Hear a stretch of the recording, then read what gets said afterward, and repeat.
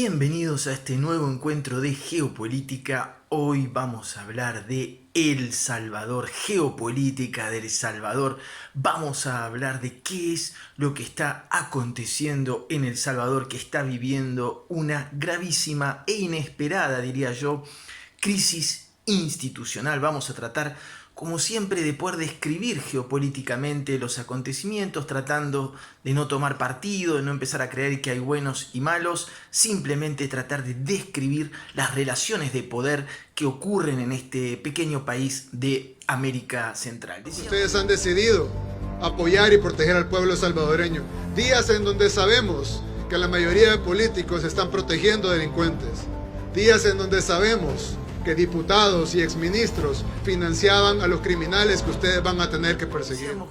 El Salvador ha entrado en una inesperada, diría yo, crisis institucional, ¿sí? Momentos bastante difíciles se viven en El Salvador, en este país dirigido por un presidente muy joven, menos de 40 años, que se llama Nayib Bukele, quien se encuentra en el poder desde el 1 de junio del 2019. Tratemos un poquito, decía, de contextualizar. El Salvador tiene muchas dificultades en cuanto a todo lo que es las pandillas, el narcotráfico, ¿sí? Y todo empezó cuando en el Congreso de El Salvador, ¿sí? El Parlamento, el Congreso de El Salvador se negó a aprobar un préstamo de 109 millones de dólares que había sido solicitado en noviembre del 2019 por el Ministerio de las Finanzas, ¿sí? Que justamente dirige el presidente Bukele, ¿sí?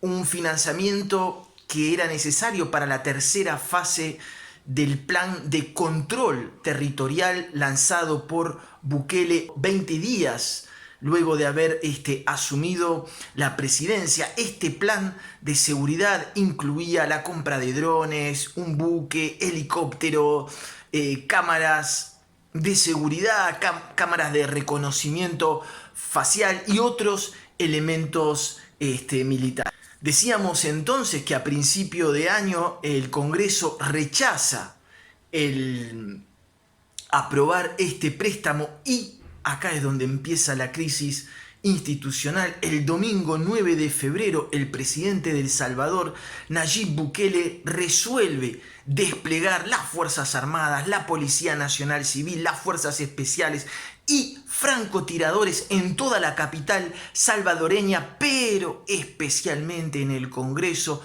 Las imágenes de los militares en el Congreso de El Salvador son impactantes, por supuesto, y a todos los latinoamericanos nos han traído muy malos recuerdos de los tiempos de la dictadura en América Latina, por más que esta no sea la misma situación, ¿sí? El propio mandatario, el joven Bukele, definió los hechos como un operativo de seguridad y no un acto de militarización. Pero nosotros tenemos un compromiso con el pueblo salvadoreño y no podemos tener de excusa que no nos dan fondos. Tenemos que salir a luchar y a proteger a los salvadoreños con o sin fondos. Allá su conciencia, el pueblo salvadoreño los castigará en las elecciones y Dios los castigará en la próxima vida. Pero para nosotros nos toca servir al pueblo salvadoreño. Nos toca decirles: aquí estamos, de frente, luchando contra la delincuencia. Obviamente muchos sectores nacionales e internacionales manifestaron su preocupación ante la presencia armada en la Asamblea Legislativa y entendieron que solo se tiene precedentes de este tipo de acontecimiento justamente durante los conflictos armados antes de la firma de los acuerdos de paz en 1992. Recordemos que El Salvador fue proceso de una guerra civil muy fuerte, de una dictadura aún muy fuerte. ¿Sí? Los integrantes de la oposición señalaron que el préstamo solicitado primero tenía muchos puntos oscuros, decían los de la oposición, falta de transparencia, y que en segundo lugar iba a terminar recayendo sobre el bolsillo del ciudadano. Por el lado de los seguidores de Bukele señalan, ¿sí?, que el inmovilismo parlamentario es lo que está frenando el país y que el país tiene que avanzar sí o sí. La gran pregunta que se hacen entonces los analistas es por qué Bukele no esperó, ¿sí?, en el 2021, donde se van a hacer unas nuevas elecciones legislativas, y según los sondeos y cómo viene la popularidad del presidente, se podría llegar a estimar de que en el 2021 el presidente Bukele tendría casi el 70, entre el 60 y 70% del Parlamento, y ahí podría aprobar los presupuestos que quiere. Por supuesto que este tipo de situación, ¿sí?, se han visto imágenes, discursos de Bukele, ¿sí?, llamando a la insurrección. Lo que uno dice es que se está como repitiendo un patrón en América Latina, ¿sí?, sobre todo, pero también a nivel global, donde la población de alguna manera queda como atrapada, el ciudadano queda atrapado en un fuego mediático entre la oposición y el gobierno, y parecería que la única opción que le queda a nuestro querido y pobre ciudadano es como elegir a quién tiene que odiar.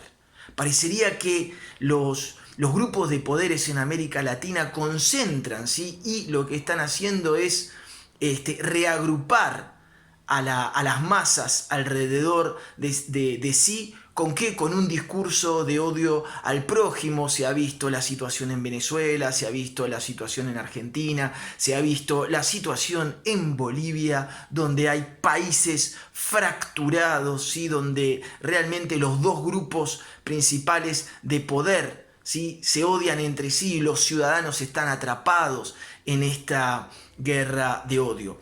Por el otro lado, también importante mencionar que uno puede llegar a entender este argumento de Bukele, aunque no lo comparte, porque uno siempre dijo que el crimen organizado, las pandillas, el narcotráfico se tiene que solucionar de manera regional. ¿Por qué? Porque lo que uno ha comprobado es que las estrategias de militarización, como la que pretende iniciar Bukele, lo único que hacen es no acaban con el problema del narcotráfico, ni de las organizaciones ilegales, ¿sí?, ni de toda la violencia que genera la ilegalidad, sino que simplemente lo desplaza, ¿sí? Pero uno también entiende en ese sentido a Bukele, donde una población lo votó para tratar de reducir la violencia, y la mayoría de los analistas reconocen que, si bien la tasa de violencia y de homicidio en El Salvador sigue siendo muy alta, desde que entró Bukele al poder se ha logrado